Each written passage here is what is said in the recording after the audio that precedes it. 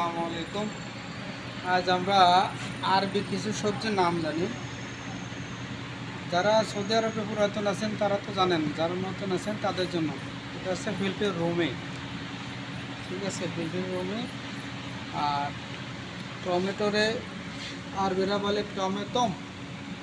টমেটোরে tomato বললেও চেনে, টমেটোম। আর বাকি আছে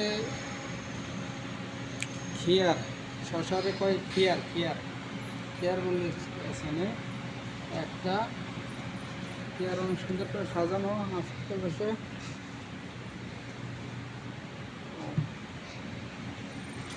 আরবিতে এটাই বলা হয় কুসা। খুব সুস্বাদু একটা সবজি, আমাদের দেশে চাল কুমড়ো ভাজি করলে যেরকম লাগে ওই রকম। আর আসলে বসে আর একটা কী আছে, এটা হচ্ছে মুলখিয়া, মানে পাট শাকের যে পাতা, ওই পাতা হচ্ছে মুলখিয়া। মুলখিয়া এখন 5 টাকা 80 আলা, খনসারিয়াল তামানিন হালালা, এটার দাম। আর কি আছে,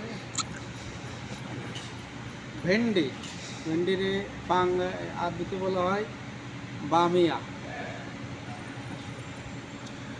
এটা হচ্ছে ফিলফিল, ঝাল মরিচ। বাংলা ভাষায় যারা বলি ঝাল মরিচ, আরবিতে বলা হয় ফিলফিল।